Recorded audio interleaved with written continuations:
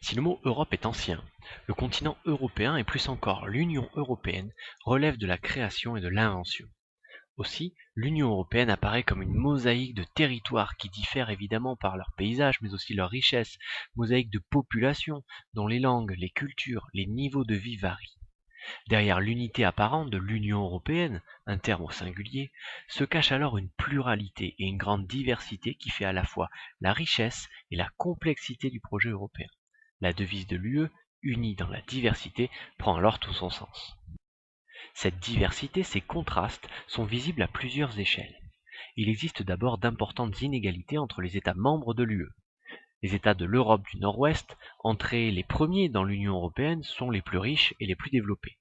L'Allemagne, la France, le Royaume-Uni, auquel on peut ajouter l'Italie, produisent ainsi à eux quatre les 2 tiers du PIB européen. À l'inverse, les États d'Europe centrale et orientale, anciens pays communistes, doivent faire face aux difficultés liées à un déficit de développement. Les États de l'Europe du Sud se situent quant à eux dans une situation que l'on peut qualifier d'intermédiaire et ne sont pas exempts de difficultés. Les crises que connaissent encore l'Espagne ou la Grèce aujourd'hui en sont des exemples. Ces contrastes de richesse et de niveau de développement entre les pays qui composent l'Union sont aussi visibles à l'échelle régionale, c'est-à-dire entre les régions qui composent les pays de l'Union. Ainsi, les grandes régions urbaines concentrent le dynamisme et les richesses. L'Île-de-France et le Grand Londres font partie des régions les plus riches d'Europe grâce à leur métropole mondiale qui concentre les pouvoirs et rayonne à l'échelle de la planète. L'Europe rhénane, qui s'étire comme son nom l'indique le long du Rhin, concentre quant à elle des métropoles puissantes et dynamiques. Zurich, Francfort, Rotterdam en sont quelques exemples. Cette Europe rhénane compose d'ailleurs une large part de ce que l'on appelle la mégalopole européenne, cette vaste région urbanisée, réseau de métropoles que vous connaissez aussi sous le nom de dorsale européenne ou de banane bleue. À l'inverse de ce dynamisme, les régions les plus rurales ou les plus isolées, telles que le Massif central français, les Highlands écossais ou les campagnes roumaines, sont aujourd'hui moins développées et bien moins intégrées dans l'économie européenne. À l'échelle locale, enfin, si les centres d'affaires et les centres-villes des grandes agglomérations concentrent les richesses, certains quartiers périphériques souffrent de la pauvreté, de problèmes sociaux et d'un manque d'équipement. Vous l'avez compris, l'Union européenne ne regroupe pas des similitudes, mais tend plutôt à unifier des territoires très divers. Pour cela, elle s'appuie sur plusieurs institutions.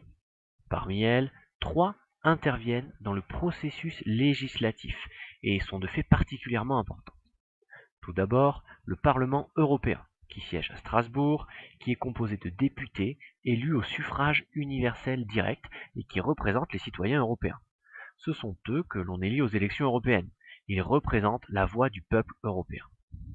On trouve ensuite le Conseil de l'Union européenne, qui siège à Bruxelles et représente les gouvernements des États membres. La présidence de ce Conseil est assurée alternativement par chaque État membre, selon un système de rotation. Enfin, la Commission européenne, qui elle aussi siège à Bruxelles, représente les intérêts de l'Union dans son ensemble. Elle est aujourd'hui présidée par José Manuel Barroso. Ces différents acteurs cherchent à réduire les contrastes économiques évoqués plus tôt, à métamorphoser les différences par une politique régionale et de cohésion des territoires. Celle-ci concerne en priorité les États et les régions les plus pauvres de l'Union, et elle leur apporte un soutien financier grâce au Fonds européen de développement régional, le FEDER, et au Fonds social européen, le FSE.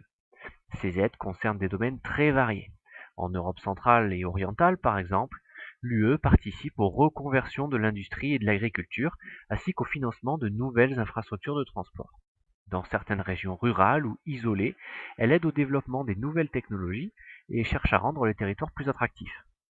Si cette politique de cohésion a permis à certains États de voir leur niveau de développement augmenter, c'est le cas de l'Irlande par exemple, ces résultats restent encore limités. Le travail de réduction des inégalités territoriales est très important et très coûteux, et les disparités restent fortes, notamment entre les régions les plus intégrées à la mondialisation et les régions les plus isolées.